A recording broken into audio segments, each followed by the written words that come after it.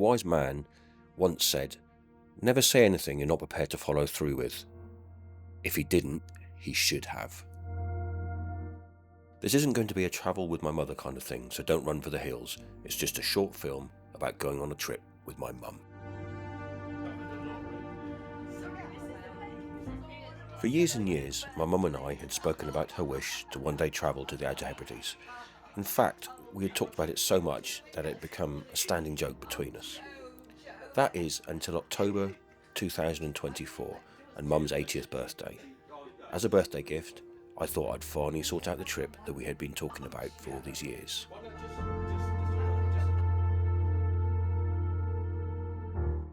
A cheerless day, and we are leaving for our adventure. Scotland. Here we come. So, at the end of March 2025, we set out on our adventure. We flew to Inverness from Gatwick, hired a car and drove over to Ullapool. Where are we, the mother? I think we're in Inverness. Spent the night at the most amazing B&B right on the shores of Loch Broom at Clachan Farmhouse Bed and Breakfast, where the owner, Marie, made the start to our adventure just perfect. I'll leave the link below. We had a lovely first night meal in Ullapool and talked about what lay ahead, unperturbed that the weather had taken a turn for the worse. It's lashing it down. Not quite. Spittering. What are you doing? We're all good. We're sitting waiting for the ferry. Ullapool. Lovely B&B breakfast. Marie was a sweet wee gal. The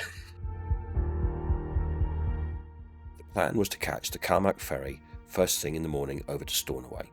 It's an easy crossing which takes about 2 hours and 20 minutes.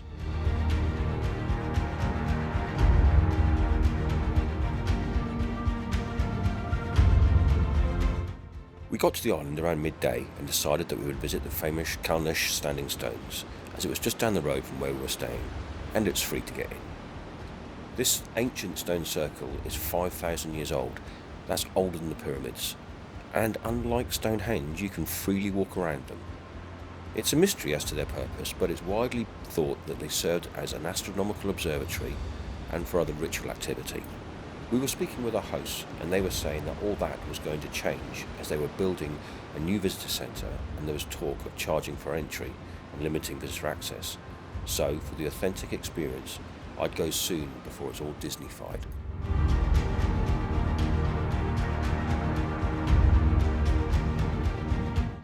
Middle of the island, in a place called Achmore. From our cabin, we had amazing views over the hills of Harris to our south. Make the most of this view, as it was pretty much the last time we saw them, and the only time I was able to launch the drone.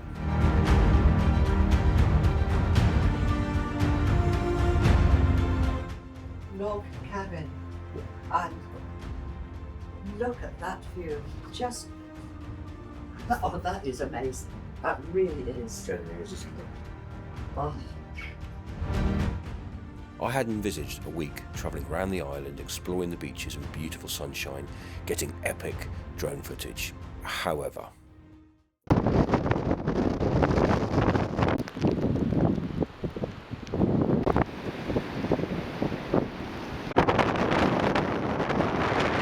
our plan was to split the island into quarters and simply explore each area on a given day.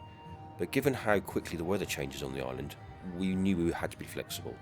I'd spent months researching, so we did have a list of places we wanted to see, which helped us make decisions easier. I also have a great mate who's from Lewis, so I already had loads of local pointers. On the first day, we thought we would head north and explore around Ness and the Butt of Lewis. Lighthouse is worth looking at, obviously.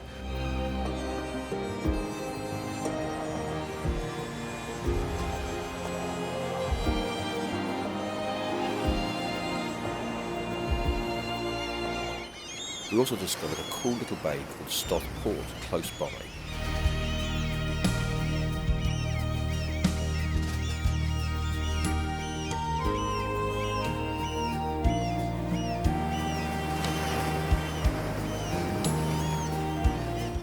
Quite by accident, we also found St Moluag's Church, which dates from the 12th century, but the site itself is believed to have been consecrated in the 6th century and was where Christianity was first preached in Lewis, and is often referred to as St Olaf's.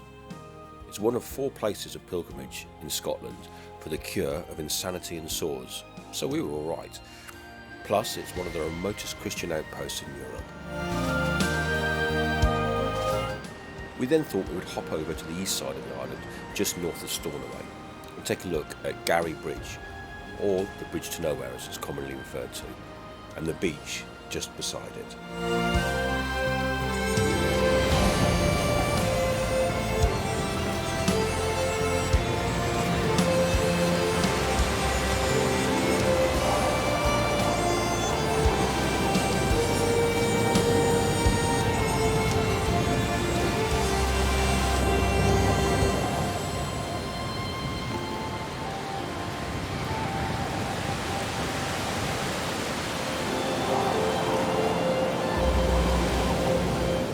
And then the wind really decided to wake up.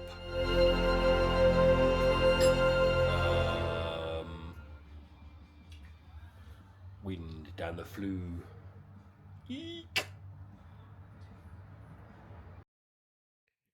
Day 2 on the island, and the weather was doing its thing. We were starting to think this was as good as it was going to get. Starting off on the west coast at the Mangersta Sea Stacks, the weather here was truly wild, and Mum decided to stay in the car, but I braved it, and within a couple of minutes I was cold and wet and could barely feel my fingers.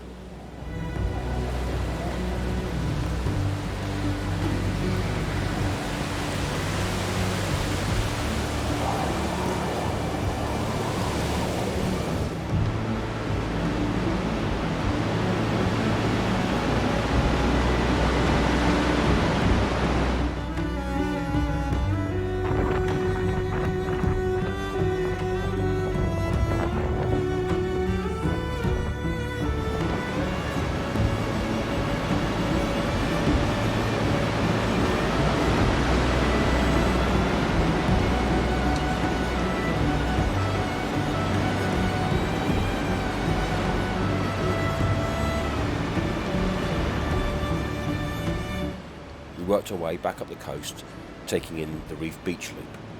It's important that you do this in the clockwise direction for maximum effect. Trust me on this.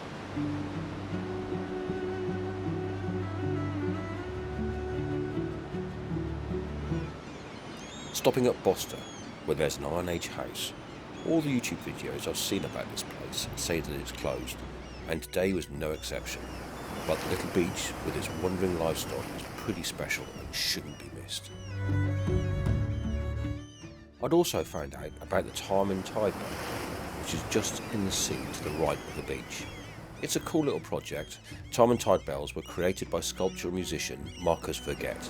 There are currently 13 in the UK, and the one at Bosta is the furthest north and possibly the most remote. The designs are unique both for the harmonic structure of the bells and that they are rung by the tidal energy of the sea. The artist conceived the bells in the context of sea level rise to contemplate our relationship to the sea that gives and takes as it wraps around the coast of Britain twice a day. I'll place a link below to the website.